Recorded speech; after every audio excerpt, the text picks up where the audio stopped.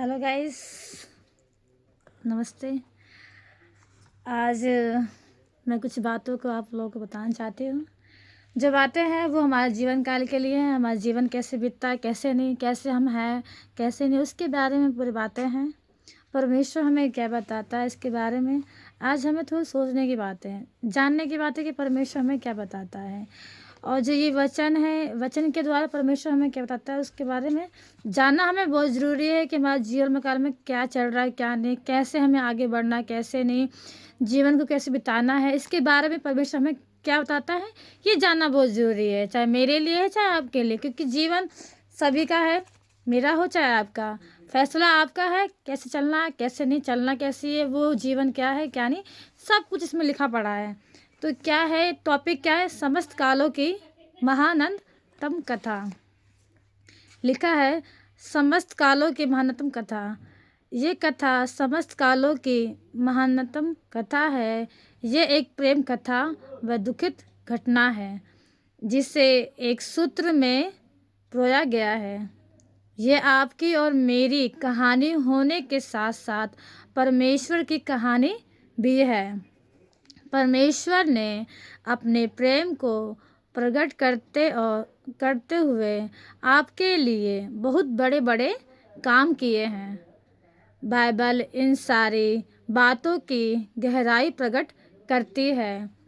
वह हमारे सामने एक प्रेमी परमेश्वर को प्रकट करती है जिसने छोटी ची- चींटी से लेकर विशालकाय सौरमंडल को वरन सारे जगत को बनाया है, जिसमें आप और मैं भी शामिल है।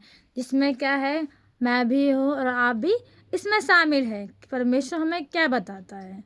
आदि में कोई झगड़ा, अन्याय, बीमारी या पाप नहीं था। पहले जब कुछ नहीं था, ये सब क्या था, ये सब कुछ नहीं थी। ये बीमारियाँ, झगड़ा, अन्याय, ये सब पाप वगैरह पहले नहीं था। ये कब आया? जब मनुष्य अपने सृष्टिकर्ता के साथ स्वर्ग स्वलोक में प्रेम के साथ रहा करता था। उस टाइम क्या था, मनुष्य क्या है, अपने सृष्टिकर्ता जिसने हमें बनाया है उस परमेश्वर के साथ हम कहाँ रहते थे? स्वर्ग में रहते थे। परमेश्वर ने मनुष्य को अपने साथ संगति करने के लिए बनाया था। परमेश्वर ने हमें क्यों बनाया था ये जानना ज़रूरी है। परमेश्वर ने बताया कि हम मनुष्य को इसलिए बनाया था कि उसकी संगति में हम रह सके, उसके साथ रह सके और उसके साथ चल सके। इसलिए परमेश्वर ने मनुष्य को बनाया। और वचन क्या कहता है? उत्पत्ति 1 का 31वां कि तब परमेश्वर ने जो कुछ बनाया था सबको देखा, तो क्या देखा कि वह बहुत ही अच्छा है। जब परमेश्वर ने सब कुछ बनाने के बाद देखा कि वो बहुत ही अच्छा है, चाहे मनुष्य को बनाया है, चाहे जीव को बनाया जाए, प्राणी को, जो भी प्रकार की बनाया परमेश्वर अपने हाथों से बनाया है। तो परमेश्वर ने देखा कि सब कुछ अच्छा ही बनाया है क्योंकि परमेश्वर ने बनाया है। आइए हम पढ़ते हैं दुर्घटना घटना। दुर्घटना है क्या, उसके बारे में परमेश्वर में क्या बताता है।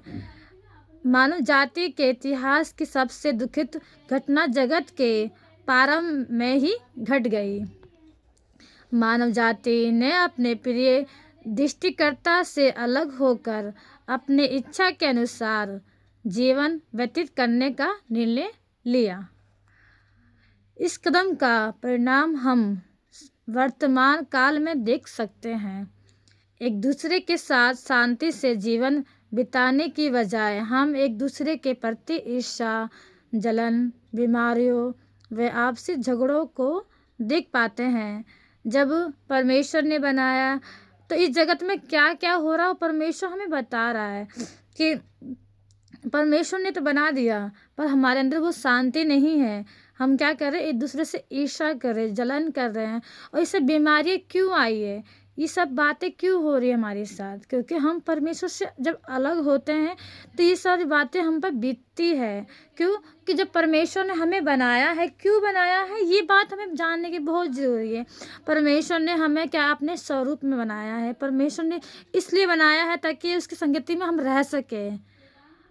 क्योंकि इस बात को लोग समझते ही नहीं है। संसार में आने के बाद वो अपने ही दुनिया में मगन हो जाते हैं, परमेश्वर की बातों को समझते ही नहीं है, जानते नहीं है कि परमेश्वर ने क्यों बनाया है। अपने जीवनों को यूं ही व्यर्थ करते हैं, फालतू चीज़ों में लगाते हैं। तो कि परमेश्वर ने इसलिए नहीं बनाया कि हम ये सारा काम करें, परमेश्वर ने इसलिए बनाया ताकि हम उसकी संगति में रह सकें, उसके साथ रह सकें। जब हम इन चीज़ों से हम जब दूर होते हैं तब क्या क्या होता है हमारे साथ। हम क्या करते हैं, ईर्ष्या करते हैं, एक दूसरे से क्या करते हैं, ईर्ष्या करते, जलन करते हैं, उससे प्रेम से नहीं रहते हैं। वही क्या होता है, उससे दूर होने के बाद ही हमारे साथ ये सब दुर्घटना घटती है, क्योंकि हम क्या है, परमेश्वर से दूर हो गए हैं। तो परमेश्वर हमें बता रहा, सिखा रहा है कि हमें कैसे अपने जीवन को चलाना है। और फिर क्या कह रहा है परमेश्वर, लेकिन इन सारी दुखद बातों की वजह परमेश्वर से हमारा अनंत लगाव अल, अलगाव था। उस समय से ही हम आनंद व आंतरिक शांति की खोज में लगे हुए हैं। क्योंकि जब हम परमेश्वर से जब अलग हो गए थे, जब हम अभी भी कुछ लोग ऐसे हैं कि जो परमेश्वर से अलग हो चुके हैं, तो वो शांति ढूंढते हैं। कहाँ जाएं जहाँ हमें शांति मिले, जहाँ हमारा जीवन अच्छे से बीत सके। क्योंकि जब हम परिवार में रहते हैं तो पता ही है कि फैमिली में क्या क्या हो जाता है। कभी किसी से हम बातें नहीं करते, उससे लड़ाई हो जाती है। फिर हम क्या करते हैं, जो उनकी अच्छाइयों को भूल के बुराइयों को ज़्यादा हम फोकस करते हैं। क्यों? क्योंकि जब उस वक्त जब वो हमसे प्रेम करता है, अगर वो प्रेम कर रहा है, अच्छे से प्यार से बात कर रहा है, तो हम तो अच्छा लगेगा कि हाँ वो इंसान हमसे प्रेम कर रहा है। अगर थोड़ी सी भी हमसे कड़वा बात बोल दी, कुछ लड़ाई वाली बातें बोल दी, ऐसा कुछ बातें कह दी, से हमें गुस्सा आ गया, तो क्या अच्छाइयों को भूलकर जो बुराई बातें वो हमारे दिमाग में बैठ जाती है। तो परमेश्वर हमें क्या बताता है कि ये चीज़ें भी नहीं होना चाहिए। शांति हमारे मन में होना चाहिए। कि क्या है, लोग शांति को ढूंढ रहे, कहाँ ढूंढ रहे, कि जब वहाँ शांति मिल सके, वहाँ आनंद से लोग रह सकते हैं, वहाँ लोग अपने जीवन को बिता सके। बाकी ये सब क्या होता है, जब हम परमेश्वर से दूर होते हैं तभी हमारे जीवन में सब होता है। और लिखा है, हमें सच्ची संतुष्टता और आनंद केवल परमेश्वर के साथ संगति से प्राप्त हो सकता है। सच्ची जो आज़ादी है हमारी, वो हमारी परमेश्वर के साथ ही हमें मिलती है। अगर हम उसकी संगति में हैं तो आज़ादी और जीवन, केवल आनंद, केवल परमेश्वर के सम्मुख और उसके संगति में रहने के बाद ही हमें मिलता है। जैसे कि रोमियो 3 लिखा है, रोमियो 3:10 से 23 तक लिखा हुआ है, कोई धर्मी नहीं, एक भी नहीं, इसलिए कि सबने पाप किया है और परमेश्वर की महिमा से रहित है। देखो परमेश्वर क्या कह रहा है कि कोई संसार में जितने भी लोग हैं, कोई भी धर्मी नहीं है। सभी क्या है, पापी मनुष्य है, सबने पाप किया है, कोई धर्मी नहीं है। और वो क्या कर रहे हैं, और परमेश्वर की महिमा से रहित है। क्यों? क्योंकि वो परमेश्वर से अलग हो चुके हैं। जो व्यक्ति ऐसा करता है वो क्या है, परमेश्वर की महिमा से वो अलग हो चुका है, वो रहित, तो वो परमेश्वर की महिमा उसके साथ है ही नहीं। क्यों? क्योंकि कोई धर्मी है ही नहीं। जगत में जो भी है कोई धर्मी नहीं है। लोग कहते हैं कि हम धर्मी धर्मी, पाखंड वाली जो बातें करते हैं कि हाँ लोगों को देखकर वो बाइबल पढ़ते हैं, उनको देख के सब कुछ करते हैं, तो ये धर्मी धर्मी नहीं है व्यक्ति। धर्मी वो है जो लोगों से प्रेम कर रहा है, उस वक्त प्रेम कर रहा है जो वो इंसान उस लायक नहीं है कि उससे प्रेम करे, तब भी हम क्या कर रहे हैं, उससे प्रेम कर रहे हैं। परमेश्वर ने जगत से ऐसा प्रेम किया कि परमेश्वर ने अपना इकलौता पुत्र क्यों दिया हमसे, क्योंकि परमेश्वर को वो प्रेम ही था जो हमारे लिए परमेश्वर ने जान दे दिया अपना। तो ये बातें हमारे लिए बहुत ज़रूरी है कि परमेश्वर हमें क्या सिखाता है। लोग जो कहते हैं हम धर्मी धर्मी, कोई भी हो, कोई धर्मी नहीं। परमेश्वर के आगे कोई भी धर्मी नहीं है। जो अपने आप को सोचता है कि हम बहुत धर्मी हैं, तो परमेश्वर के आगे वो धर्मी नहीं है। ये वचन हमें परमेश्वर बता रहा है। और क्या लिखा है, परमेश्वर की जो महिमा है, परमेश्वर का जो प्रेम है, वो हमें क्या बताता है। परमेश्वर जगत के लिए महानतम प्रेम कार्य को पहले ही प्रदर्शित कर चुके हैं। उसने ये कार्य आपके लिए किया है।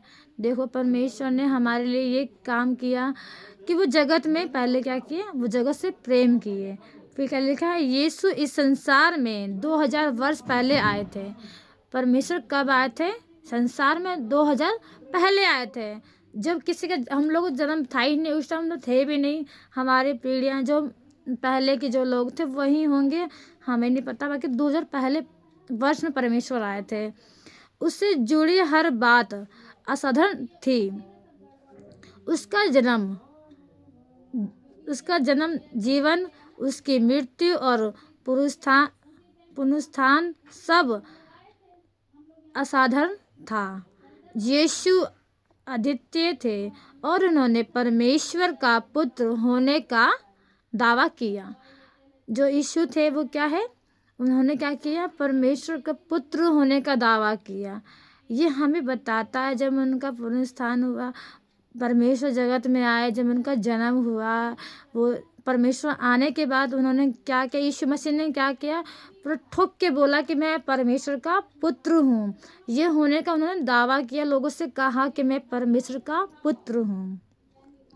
वही एकमात्र सिद्ध जीवन व्यतीत करने वाले व्यक्ति थे। जो यीशु मसीह थे वही एकमात्र सिद्ध व्यक्ति थे, वही धर्मी व्यक्ति थे। वो जीवन कैसे बिताते थे, वो परमेश्वर के द्वारा। परमेश्वर उनसे क्या कह रहा है, उनकी आज्ञा को फॉलो करते थे। यीशु मसीह वही एक पवित्र व्यक्ति है जो अपना जीवन पवित्र में बिताए थे। संसार में जितने लोग हैं कोई भी पवित्र नहीं है, कोई भी धर्मी नहीं है। जो लोग कहते हैं कि हम बहुत धर्मी हैं, हम तो पूजा पाठ करते हैं, तो ये बाइबल बताता है कि वो धर्मी नहीं है। वो दिखावे का, बस वो दिखाते हैं कि हम धर्मी हैं, लेकिन कोई भी धर्मी नहीं है। क्योंकि संसार में कोई ऐसा व्यक्ति नहीं जिसने पाप नहीं किया। वही एक यीशु मसीह है जिन्होंने पाप नहीं किया। वही एक पवित्र जिन्होंने कुछ गलत काम नहीं किया। संसार में जितने भी लोग हैं सब पाप से रहित है। सब लोग पाप करते हैं, कैसे न कैसे आँखों के जरिए, मुंह से बोलकर, या फिर गलत बातों को बोल कर, या फिर गलत सोच कर, या फिर गलत चल कर वो क्या कर रहा है, पाप कर रहा है। क्योंकि जो पाप करेगा वो कभी बोलेगा नहीं कि हाँ मैं पापी हूँ, बताएगा नहीं कि हाँ मैंने पाप किया। क्योंकि वो व्यक्ति वो एक्सेप्ट नहीं कर पाता कि हाँ मैं पाप हूँ। वो सोचता है कि हम जो है हम अच्छे हैं, हम धर्मी हैं, लोगों के सामने बहुत प्यारे हैं। तो वो उस चीज़ क्या है वो मायने नहीं है। मेन बात क्या है कि परमेश्वर ने क्या बताया वो ज़्यादा ज़रूरी है।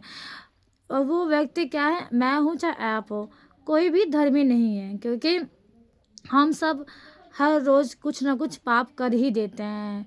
कुछ गाली देकर, कुछ घर वालों से उल्टा पुल्टा बोलकर, या फिर फ्रेंड्स से कुछ ऐसी बातें बोलते हैं, या फिर आसपास के लोगों से हम कुछ ऐसा बोलते हैं। तो क्या है, ये एक तरह से पाप ही है जो हम कर रहे हैं। हर रोज़ हम पाप कर रहे हैं। बाकी परमेश्वर का जो यीशु मसीह बेटा था, उन्होंने ऐसा कभी नहीं किया।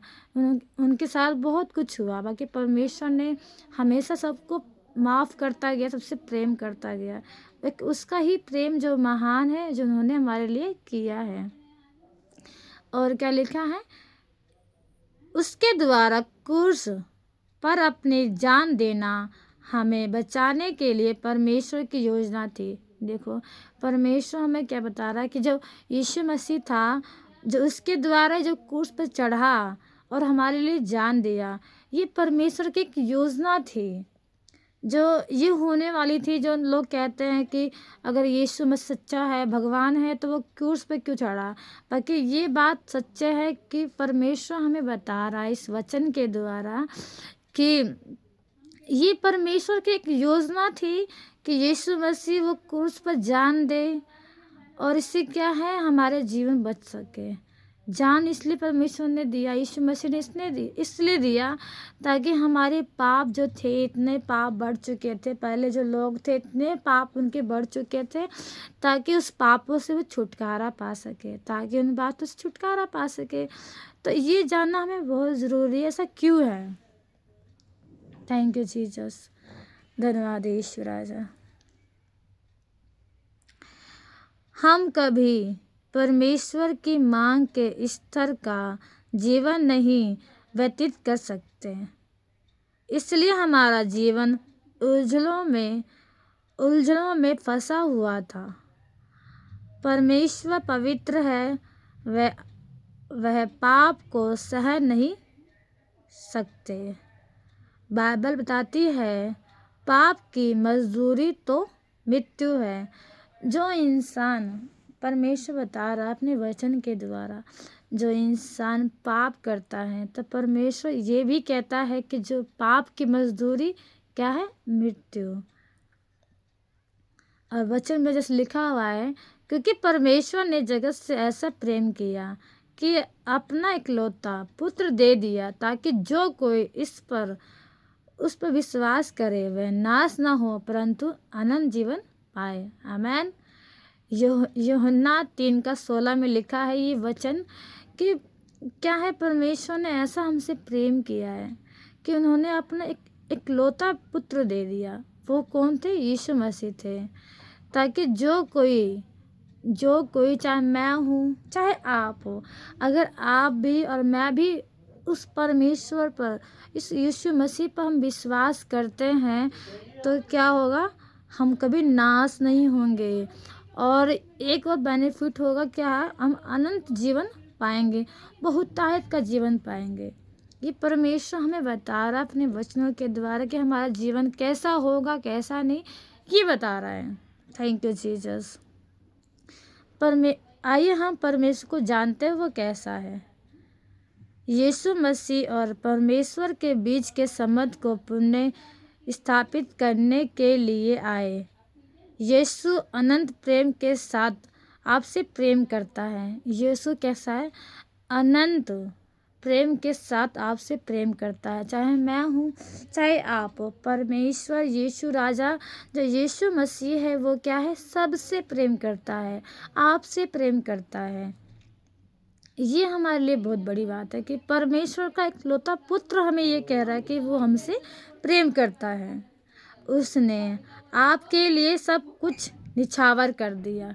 देखो कितनी बड़ी बात है कि परमेश्वर ने क्या किया, हमारे लिए अपना सब कुछ निछावर कर दिया। जिस पाप के दंड की वजह से आप सदा के लिए परमेश्वर से अलग हो सकते थे।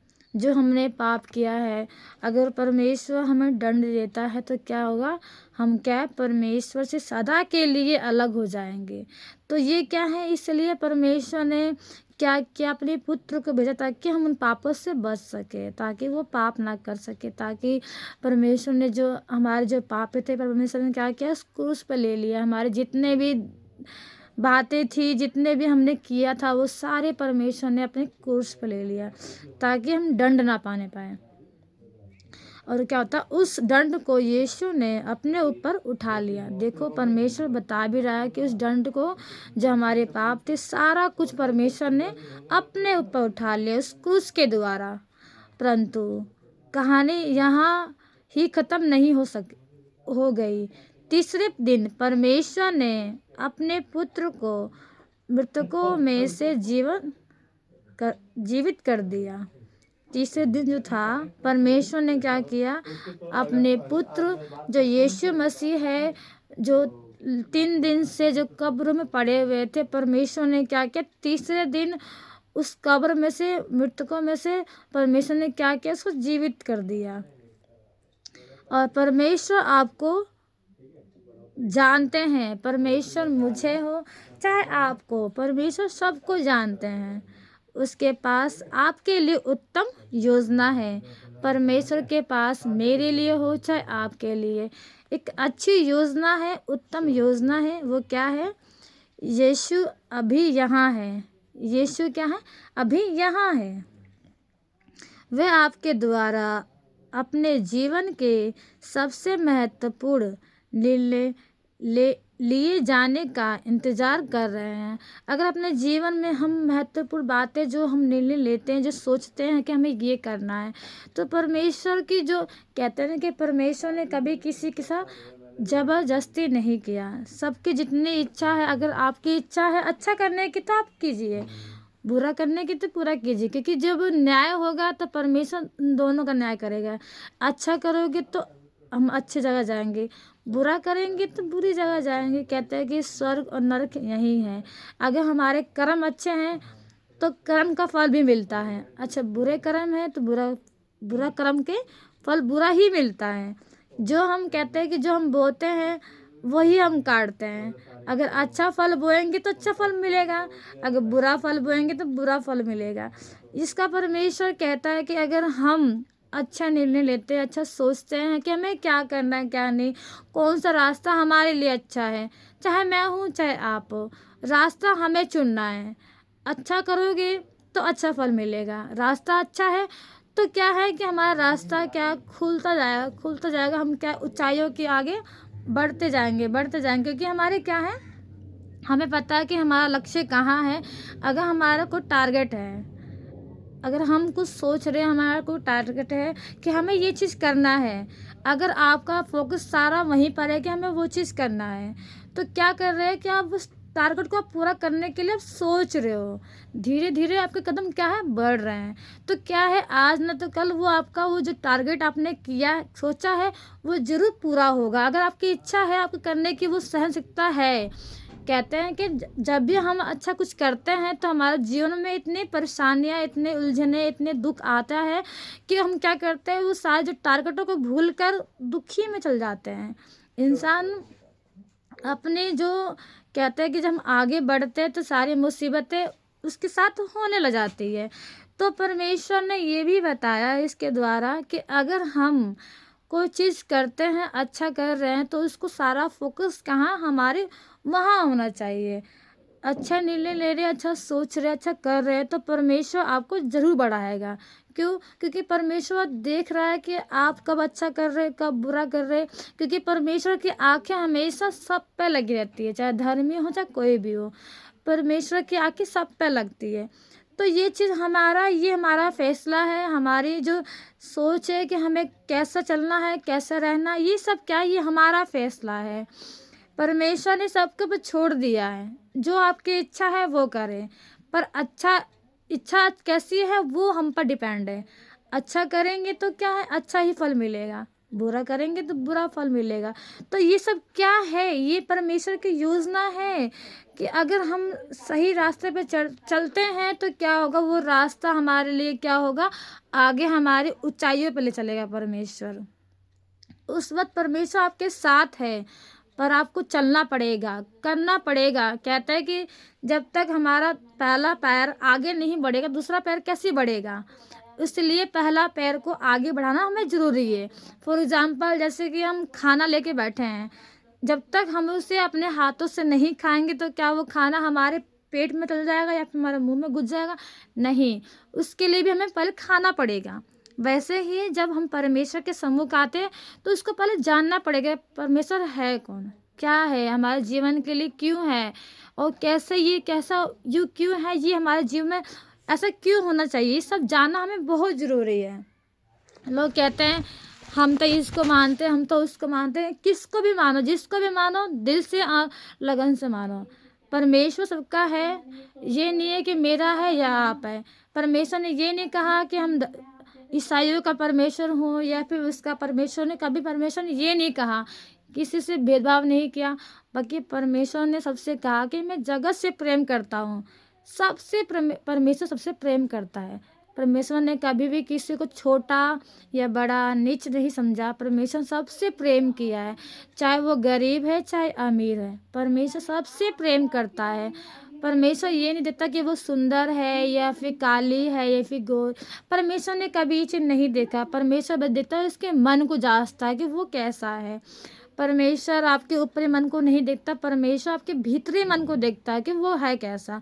तो परमेश्वर ने कहा कि ये हमारा निर्णय, ये हमारी सोच, ये हमारी क्या है, एक फैसला है कि हमें कैसा करना है। तो ये सारी बातें परमेश्वर ने हम पे छोड़ दिया है। ये हमारी सोच पर डिपेंड है कि हम क्या करते हैं और क्या नहीं। तो परमेश्वर इस वचन के द्वारा हमें बता रहा है कैसे हमें चलना है, कौन सा मार्ग हमें चुनना है।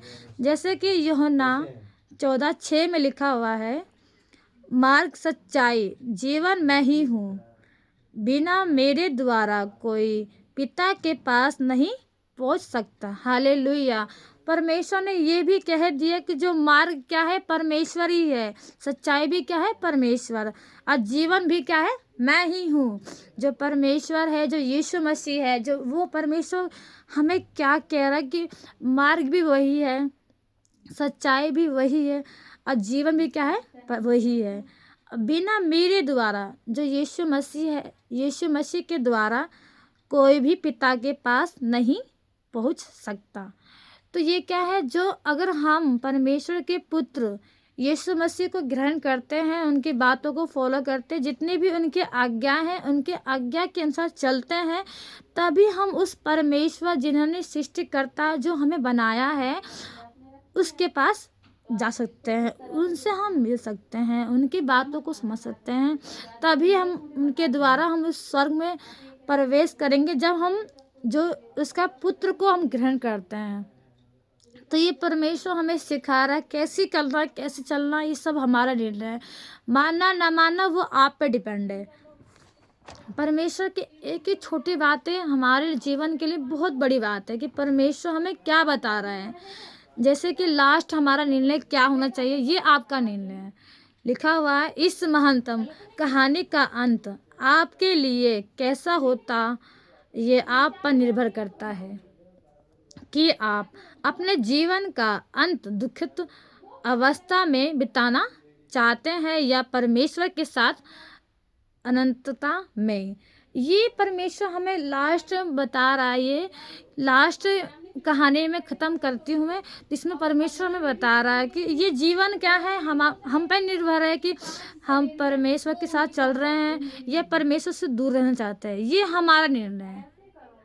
जो हम क्या हम दुख में रहना चाहते हैं या फिर सुख में रहना चाहते हैं, कैसे अपना जीवन को बिताएं, ये परमेश्वर हम पर छोड़ रहा है। ये हमें जानना है। जैसे कि परमेश्वर ने लास्ट में ये कहा है, यीशु आपके लिए आपके जीवन में आकर आपके पापों को क्षमा करना वह आपको अनंत जीवन प्रदान करना चाहता है। हालेलुया। परमेश्वर क्या कर रहा है, जो हमारे पापों को क्षमा करने वाला है और क्या कह रहा है, वो आपके अनंत जीवन प्राप्त करना चाहता है। जो हमारा अनंत जीवन है, जो बहुतायत का जीवन जो कभी ख़त्म नहीं होता है, उस जीवन को परमेश्वर क्या कर रहा है, प्राप्त करना चाहता है। परमेश्वर हमारे पापों को क्षमा करने वाला है। अगर उसके सामने हम घुटने टेक के बोले, परमेश्वर जितने हमारी गलतियां हैं आप मुझे क्षमा कीजिए। सच में मेरे खुदावन बाप इतने महान है कि आपके सारी जितने भी अपने पाप किया, उस सारी बातों को छोड़ के परमेश्वर आपसे प्रेम करेगा।